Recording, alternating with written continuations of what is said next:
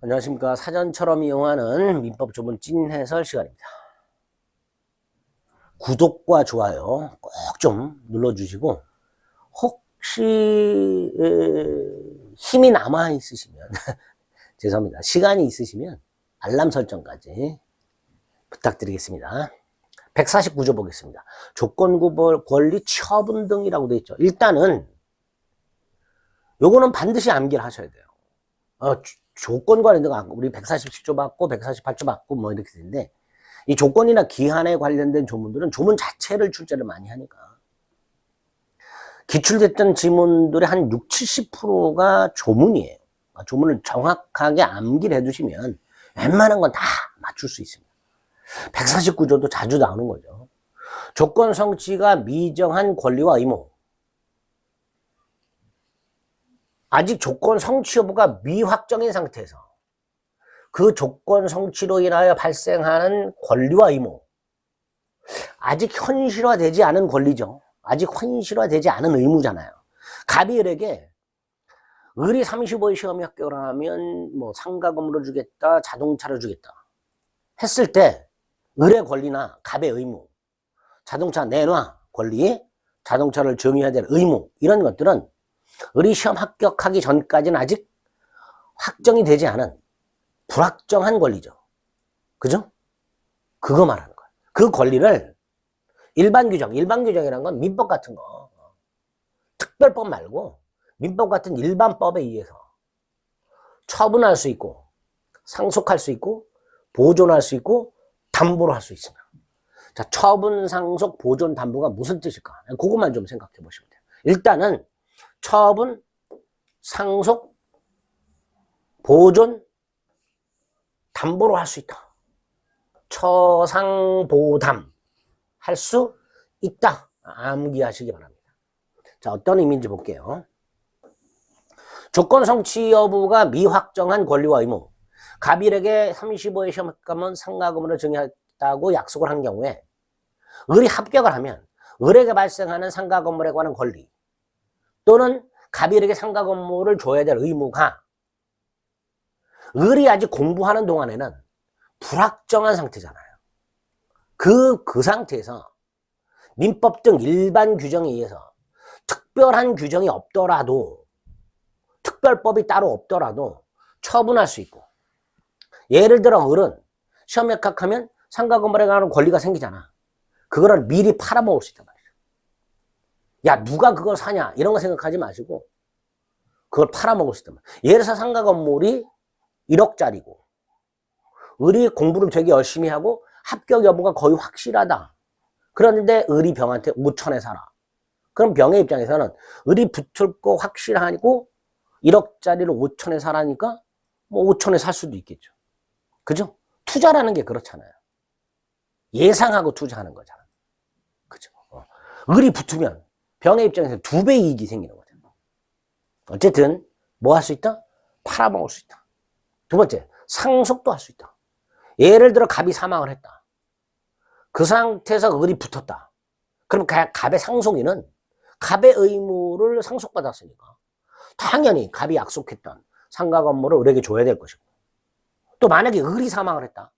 그럼 을의 상속인이 시험에 합격을 하고 권리 행사할 수도 있고, 이렇게 처분할 수 있고 상속할 수 있고 보존할 수도 있다.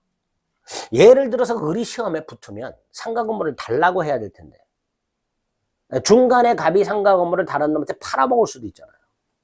그럼 을은 시험에 합격을 하더라도 상가 건물을 못 넘겨봤잖아. 그러니까 미리 자신이 시험에 붙으면 생기는 권리를 미리 확보해 놓을 수 있어요. 미리. 이렇게 뭔가 권리 따위를 미리 확보해 놓는 것을 보전 또는 보존이라고 합니다. 권리를 미리 확보해 놓는 걸 보전 또는 보존이라고 합니다. 그리고 부동산에 관한 권리, 장래 발생하는 부동산에 관한 권리를 미리 확보할 수 있는 장치가 마련이 되어 있어요. 뭐? 가등기라고. 그래서 갑이 을에게 시험에 붙으면 상가 건물을 줄게 라고 약속을 했을 때 을은 시험을 보기 전에, 합격하기 전에 A 상가 건물의 등기부에 가등기라는 걸 해놨다가 나중에 시험에 붙으면 바로 본등기라는 거예요. 소유권 본등기. 소유권에 대한 보존. 나중에 의리 시험에 붙으면은 발생하는 시험에 붙게 되면 을에게 발생하는 상가 건물의 소유권을 미리 가등기를 통해서 확보해 놨다가 나중에 합격을 하면 소유권 본등기를 함으로써 안전하게 소유권을 취득할 수 있습니다. 그래서 상가 건물과 같은 부동산에 관한 시험에 붙으면 줄게와 같은 부동산에 관한 정지조건부 권리는 뭐 할 수 있다? 가등기를 통해서, 원동기 가등기를 통해서 보존을 해둘 수가 있습니다. 순서를 미리 확보해 줄 수 있습니다. 자, 담보로 할 수 있다. 요건 이제 보존, 가등기하고 비슷한 성격인데, 의리 시험에 붙으면 갑한테 상가 건물을 내놓으라고 할 수 있잖아요. 근데 갑이 안 내놓고 버틸 수 있잖아. 그러니까 을의 입장에서는 담보를 내놔라. 못 믿겠다. 그래서 담보를 제공받을 수 있단 말이죠. 을은 갑의 채무 이행을 확보하기 위해서 담보를 제공받을 수 있다. 이렇게 조건부 권리는 아직 조건이 성취되기 전이라 하더라도 처분, 상속, 보존, 담보로 할 수 있습니다. 물론 이 담보로 할 수 있다라는 건, 여기서 담보로 할 수 있다라는 말은 두 가지가 있을 거예요. 을이 시험에 합격을 하면 상가 건물에 관한 권리가 생기니까 그 권리를 담보로 제공하고 돈을 빌릴 수 있다. 즉 권리를 담보로 제공할 수 있다 라는 의미로 해석할 수도 있고요. 그 권리를 위해서 갑으로부터 담보를 제공받을 수도 있다. 이렇게 해석을 할 수 있는데, 첫 번째 거, 을이 시험에 합격을 하면 상가 건물에 관한 권리, 발생하는 그 상가 건물에 관한 권리를 미리 담보로 제공하고, 누구한테? 아파트나 주택, 땅 같은 걸 담보로 제공하고 은행 가서 담보대출을 받듯이 합격하면 생기는 이 권리를 미리 담보로 제공하고 돈을 빌릴 수 있다 라는 것은 처분에 들어가는 거예요. 처분. 권리 처분에 들어가는 거예요. 권리 처분이란 권리를 팔아먹는 것도 되고요. 그 권리에 담보를 설정하는 것도 처분이란 말이에요.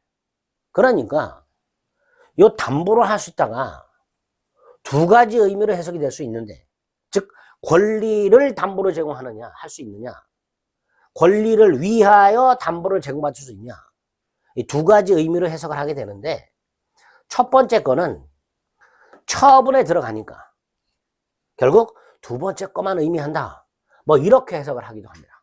결국 담보로 할 수 있다 가지고 학자들끼리 다툼이 좀 있다, 그런 뜻이에요. 그렇게 뭐 어떤 게 다수설인가 이런 거 생각하지 마시고 그런 다툼이 있을 수도 있는데, 다만 권리를 담보로 제공하는 것은, 상가 건물에 관한 권리를 담보로 제공하고 돈을 빌리는 것은 처분에 포함되니까, 여기서 말하는 담보로 할 수 있다는 것은 그 권리를 위하여 담보를 제공받는다는 거, 그런 의미로 해석하는 게 조금 더 자연스럽지 않을까, 뭐 이제 그런 생각을 합니다만은, 어쨌든 처분, 상속, 보존, 담보로 할 수 있다. 이렇게 조문을 기억해 주시면 되겠습니다. 기출, 조건 성취 여부가 미확정한 권리와 의무는 일반 규정에서 처분도 할 수 있고 상속도 할 수 있고 보존도 할 수 있고 담보로 할 수도 있죠. 네 가지. 처상, 보, 담보로 할 수 있다. 밑에 거 네 가지 할 수 있는데 그중에 한두 개만 뽑아서 내기도 해요. 처분하거나 상속할 수 있다. 담보로 할 수 있다. 이런 식으로. 네 가지 기억하는 거예요. 처분할 수 있고, 상속할 수 있고, 보존할 수 있고, 담보로 할 수도 있고. 네 가지 할 수 있다. 됐죠? 조건부 권리에 대한 처분 등에 관한 조문 149조 살펴봤습니다.